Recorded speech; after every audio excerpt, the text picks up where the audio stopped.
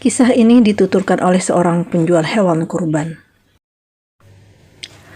Idul Adha kian dekat, kian banyak orang yang mengunjungi stan hewan kurbanku. Sebagian hanya melihat-lihat, sebagian lagi menawar. Dan alhamdulillah, tidak sedikit yang akhirnya membeli.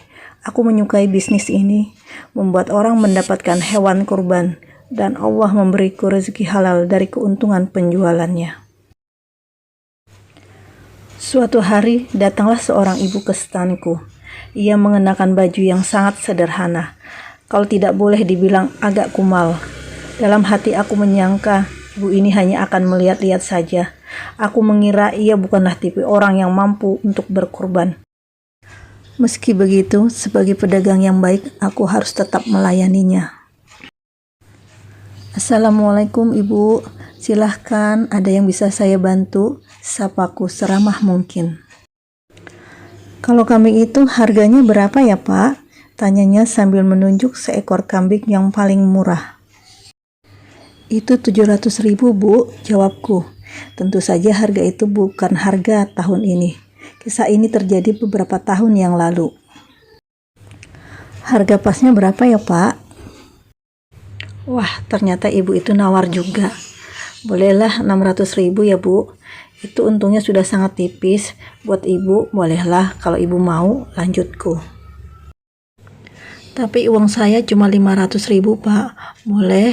Tanya ibu itu dengan penuh harap. Keyakinanku mulai berubah. Ibu ini benar-benar serius mau berkurban. Mungkin hanya tampilannya saja yang sederhana, tapi sejatinya ia bukanlah orang miskin. Nyatanya ia mampu berkurban. Baiklah bu, meskipun tidak mendapat untung, semoga ini barokah, jawabku setelah agak lama berpikir. Bagaimana tidak, 500.000 itu berarti sama dengan harga beli. Tapi melihat ibu itu, aku tidak tega menolaknya. Aku pun kemudian mengantar kambing itu ke rumahnya. Astagfirullah, Allahu Akbar. Aku terperanjat.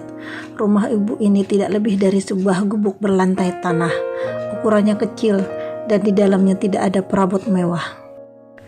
Bahkan kursi, meja, barang-barang elektronik, dan kasur pun tak ada.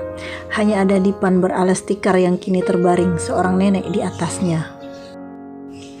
Mak, lihat apa yang Sumi bawa, kata ibu yang ternyata bernama Sumi.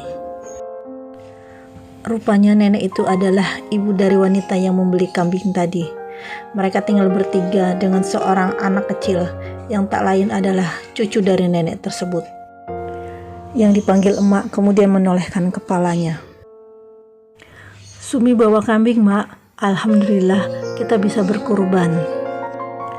Tubuh yang rentak itu duduk sambil menengadahkan tangan. Alhamdulillah, akhirnya kesampaian juga emak berkurban. Terima kasih ya Allah, lirihnya. Ini ya pak uangnya. Maaf kalau saya nawarnya terlalu murah. Karena saya hanya tukang cuci di kampung ini. Saya sengaja mengumpulkan uang untuk membeli kambing buat kurban atas nama emak, kata Bu Sumi.